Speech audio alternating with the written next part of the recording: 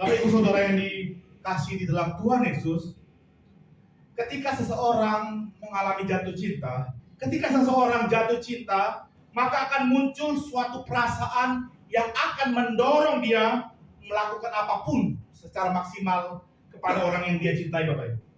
Ketika seseorang jatuh cinta, orang itu akan melakukan apapun dengan cara apapun dan secara total dan maksimal kepada orang yang dicintai. Pasti Bapak Ibu percaya kan?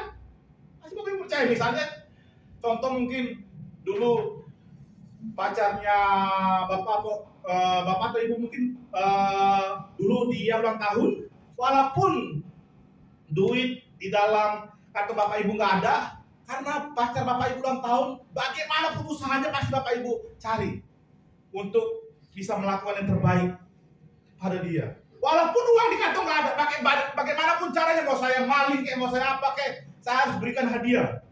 Maka ketika orang jatuh cinta, dia punya suatu dorongan di dalam hatinya untuk melakukan ketotalitasan, kemaksimalan kepada orang yang dia cintai.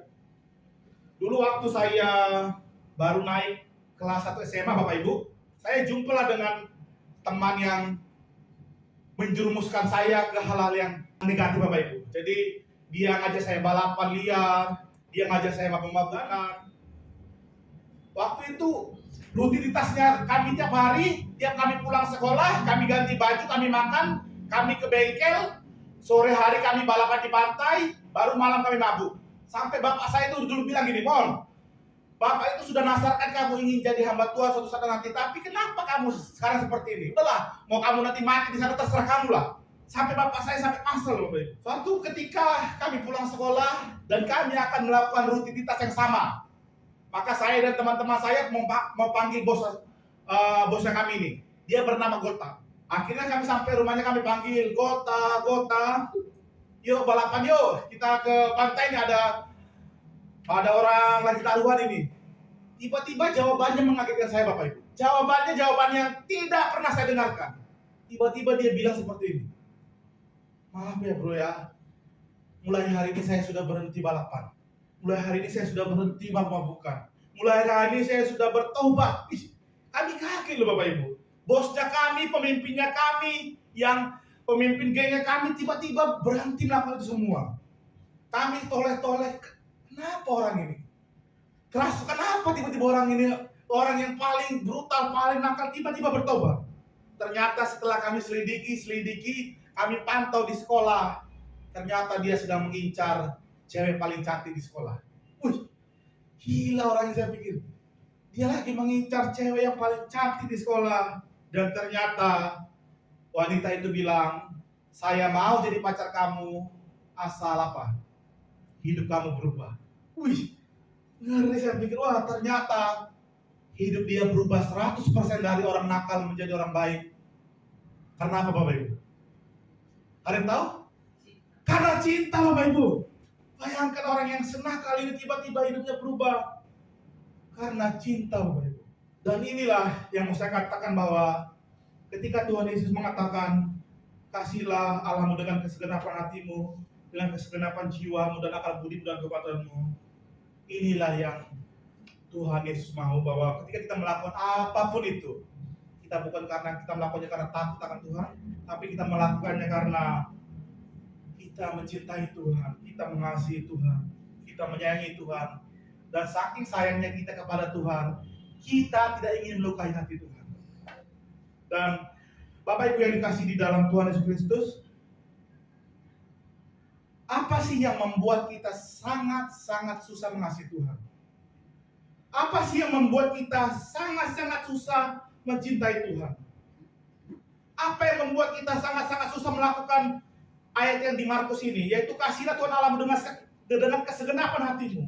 Apa yang membuat kita sangat-sangat susah menjalani ayat ini, Bapak Ibu? Kenapa kita sangat susah sekali untuk mencintai Tuhan dengan kesegenapan hati kita? Jawabannya sangat simpel Bapak Ibu. Jawabannya sangat simpel. Kenapa kita sangat susah mengasihi Tuhan? Jawabannya adalah mungkin kita belum pernah benar-benar jatuh cinta kepada Tuhan. Mungkin kita belum benar-benar jatuh cinta kepada Tuhan. Atau mungkin kita sudah benar-benar jatuh cinta kepada Tuhan, tapi tahun demi tahun cinta kita mulai pudar. Maka pertanyaannya, mengapa orang Kristen sangat-sangat susah mencintai Tuhan dengan segenapan hatinya? Karena kemungkinan kita belum benar-benar jatuh cinta, falling in love kepada Tuhan. Atau mungkin kita sudah cintai Tuhan bertahun-tahun, tapi dengan keadaan cinta kita mulai merosot, mulai turun, mulai pudar. Itulah sebabnya seharusnya ketika kita melihat cerita sejarah orang Farisi, harusnya kita malu, Bapak Ibu. Harusnya kita malu. Karena apa? Orang Farisi itu tidak percaya dengan Tuhan Yesus, Bapak Ibu. Orang Farisi tidak percaya sampai detik ini dengan Tuhan Yesus, bahwa Yesus itu adalah Allah. Tapi justru mereka menjalankan hukum Taurat dengan begitu sempurna. Dan yang katanya kita mengklaim kita mempunyai Allah yang hidup, tapi justru kita melakukan hukum Taurat pun mungkin tidak bisa dibandingkan dengan orang Farisi tersebut, Bapak Ibu. Maka Bapak Ibu yang dikasih dalam Tuhan, ketika kita berbicara mengenai umat Allah, ketika kita berbicara mengenai umat orang percaya, ketika kita berbicara mengenai seorang Kristen, bahwa Allah menuntut kita secara total, Bapak Ibu. Allah menuntut kita mencintai Tuhan dengan segenap hati kita, dengan segenap akal budi kita, dengan segenap jiwa kita. Ketika kita bicara mengenai kekristenan, Allah menuntut kita untuk mencintai Tuhan secara total. Yang terdapat di Markus tadi. Kasihlah Tuhan Allahmu dengan segenap hatimu, dengan segenap kekuatanmu, dengan segenap jiwamu, dan dengan segenap akal budimu. Tuhan menuntut kita secara total. Kita tidak bisa katakan, oh Tuhan, saya mencintai Engkau dengan segenap hati saya, tapi tolong, kali ini dosa ini maklumi Tuhan ya. Cuma dosa satu ini aja Tuhan maklumi Tuhan. Oh Tuhan, saya sungguh-sungguh kau mencintaimu Tuhan, tapi tolong untuk kasus yang ini Tuhan maklumi ya Tuhan. Saya tidak bisa lepaskan ini Tuhan. Tuhan, saya cinta Engkau, tapi tolong, cuma satu ini please. Tolong kompromikan Tuhan. Saya tidak bisa tinggalkan Tuhan. Bapak Ibu yang dikasih dalam Tuhan Yesus, bahwa mari kita merenungkan kembali bahwa mengapa sih kita sulit sekali bertumbuh, Bapak Ibu? Mengapa sih kita sangat-sangat sulit sekali untuk bertumbuh? Kenapa hati kita sangat sulit mencondongkan untuk kita hidup fokus di hadapan Tuhan, Bapak Ibu?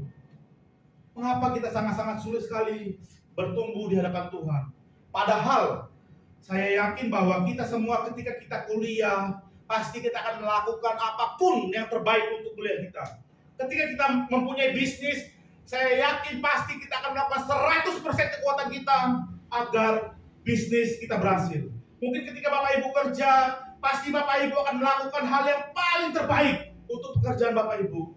Agar apa? Agar Bapak Ibu bisa naik jabatan. Saya yakin Bapak Ibu akan melakukan apapun, mulai pekerjaan, finansial, ekonomi keluarga, Bapak Ibu akan melakukan apapun yang terbaik agar Bapak Ibu bisa sukses. Dan pertanyaannya Bapak Ibu, mengapa kita sangat sulit melakukan ini untuk Tuhan, Bapak Ibu? Mengapa kita sangat-sangat sulit melakukan ini untuk Tuhan?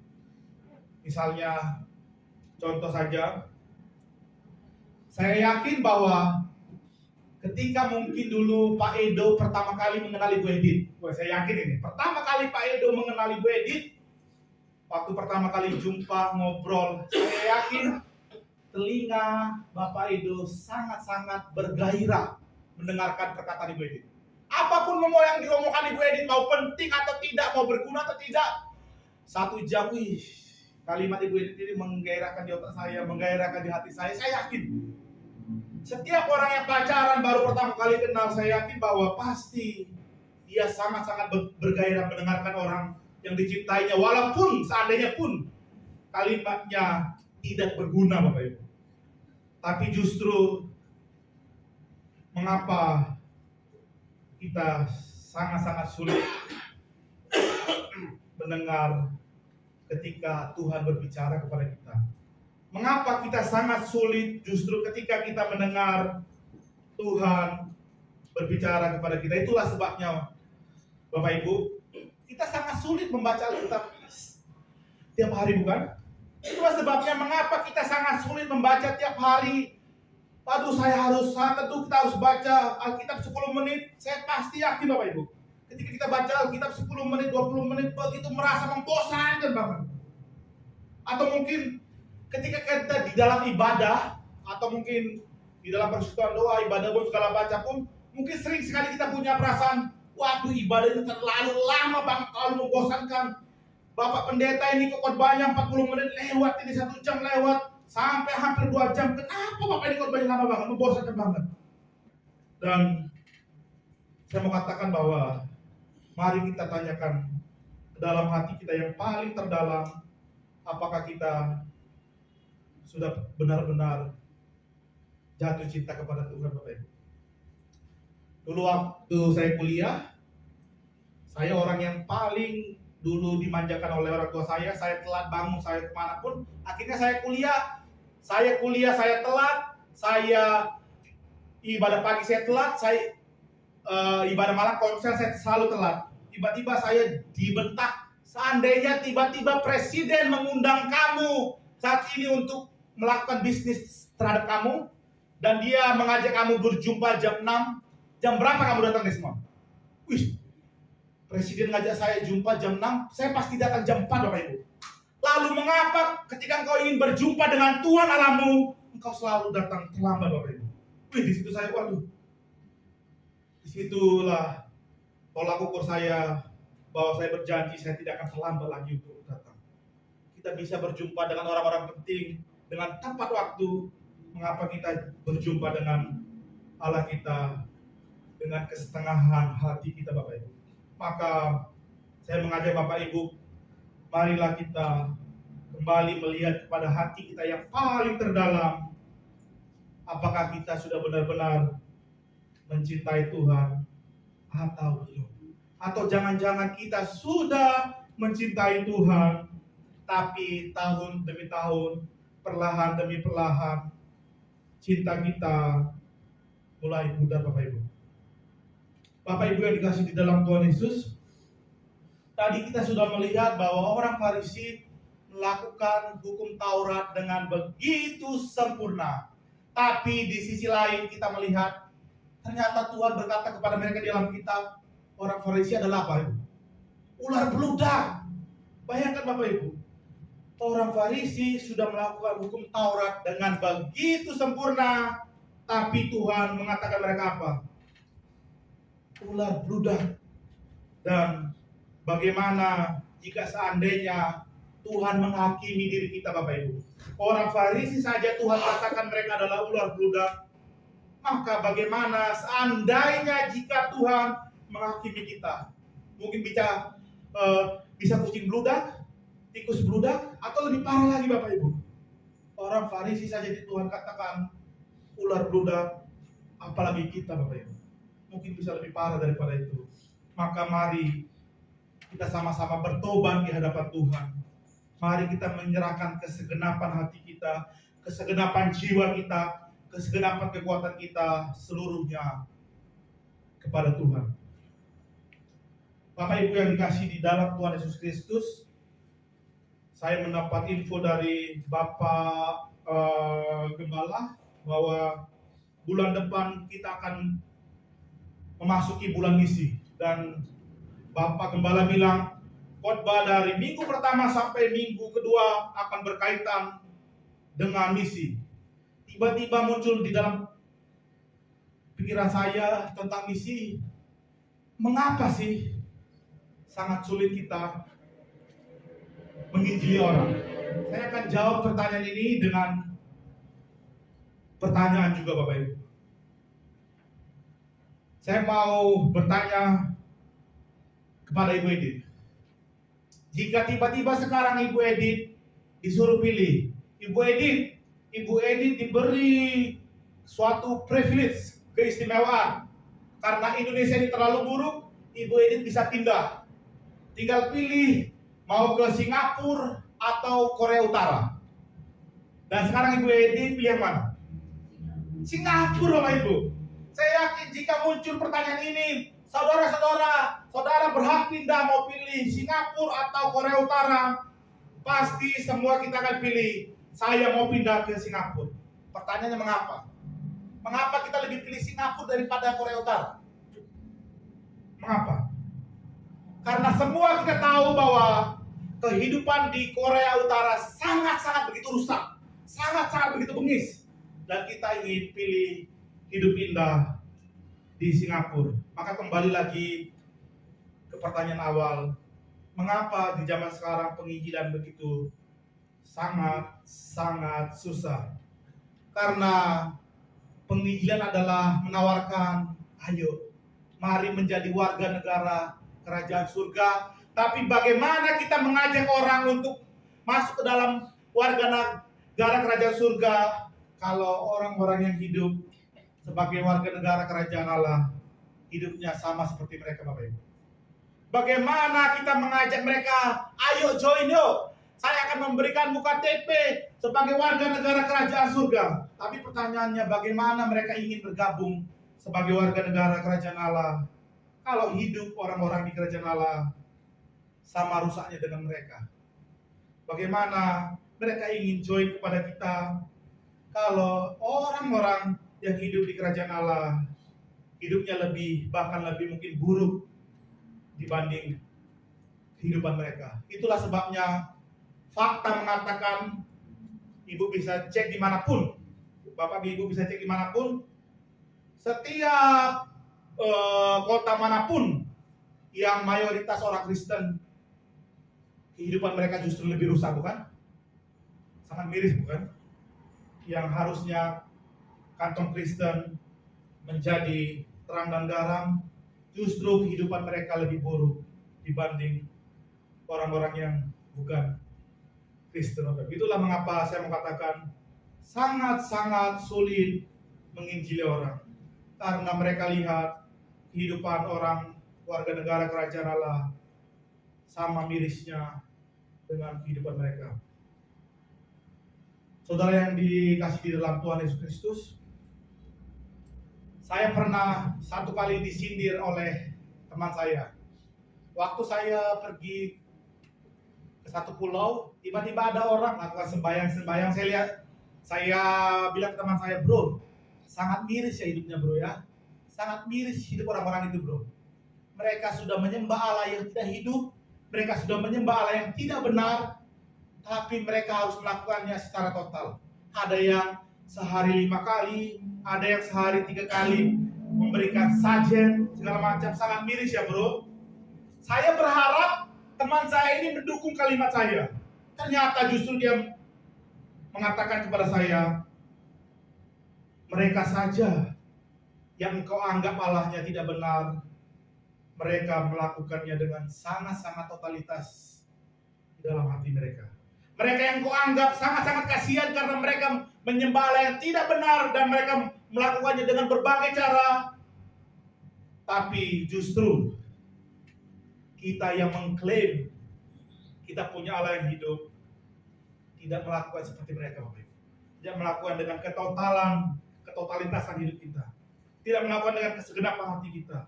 Saya langsung, benar ya. Maka Bapak Ibu, saudara yang dikasihi dalam Tuhan, mari kita melihat kepada hati kita yang paling terdalam. Apakah kita benar-benar sudah mencintai Tuhan dengan segenap hati kita? Mari kita lihat dari hati yang paling kita terdalam. Apakah saat ini kita datang ke gereja karena kita takut Tuhan marah? Apakah saat ini kita menjadi orang Kristen karena kita takut Tuhan marah? Atau mari kita lihat kita melakukan segala sesuatu karena kita apa? Mencintai Tuhan. Maka saat ini saya mengajak Bapak Ibu bahwa mari kita melakukan segala sesuatu untuk Tuhan, bukan karena kita takut dihukum oleh Tuhan. Mari kita berbuat baik bukan karena kita takut dihukum oleh Tuhan. Mari kita melakukan apapun untuk Tuhan bukan karena kita takut Tuhan marah, Tapi apa? Karena kita terlalu mencintai Tuhan. Bapak Ibu bisa bedakan orang yang takut berbuat dosa karena takut Tuhan marah dengan orang yang takut berbuat dosa karena dia terlalu mencintai Tuhan. Beda bukan? Beda. Orang yang takut berbuat dosa karena dia takut dihukum Tuhan dengan orang yang takut berbuat dosa karena dia terlalu mencintai Tuhan dan dia tidak ingin menyakiti hati Tuhan. Dan pertanyaannya, mengapa kita harus terlalu mencintai Tuhan? Pertanyaannya, mengapa kita harus sangat-sangat mengasihi Tuhan, Bapak Ibu? Jawabannya sangat simpel. Karena Tuhan sudah terlebih dahulu mengasihi kita, Bapak Ibu. Karena Tuhan sudah terlebih dahulu mencintai kita, maka tidak ada alasan kita untuk tidak mencintai Tuhan. Dia terlebih dahulu mati di kayu salib, Bapak Ibu. Tuhan terlebih dahulu mengasihi kita, dia menyerahkan nyawanya di atas kayu salib untuk menebus dosa-dosa kita. Maka ketika kita tahu Tuhan begitu mencintai kita dengan sepenuh hati Tuhan, maka masihkah kita berani, Bapak Ibu, mencintai Tuhan dengan setengah hati kita? Ketika kita tahu Tuhan benar-benar mencintai kita dengan segenap hati Tuhan, masihkah kita berani mencintai Tuhan dengan kesetengah hati kita? Bahkan seandainya, Bapak Ibu, seandainya ayat di Markus ini tidak ada, kasihlah Tuhan Allahmu dengan segenap hatimu, seandainya pun Tuhan tidak perintahkan kita untuk kita mengasihi Tuhan dengan segenap hati kita, kita harus mengasihi Tuhan dengan segenap hati kita. Karena apa, Bapak Ibu? Karena dia sudah terlebih dahulu mencintai kita. Maka mulai hari ini, mulai ke depannya, mulai Bapak Ibu besok bangun dari tidur, Bapak Ibu saat teduh, mari kita merenungkan, kita berdoa, Tuhan, apa jangan-jangan selama ini saya belum mencintaimu dengan totalitas, Tuhan? Apakah mungkin selama ini cinta saya kepadamu mulai pudar, Tuhan? Maka mulai saat ini, mari kita minta kepada Tuhan. Tuhan, bangkitkan hati kami, Tuhan. Bangkitkan cinta kami kepadamu, Tuhan. Agar mulai saat ini kami mencintaimu dengan kesegenapan hati kami dan dengan kesegenapan jiwa kami. Mari kita berdoa.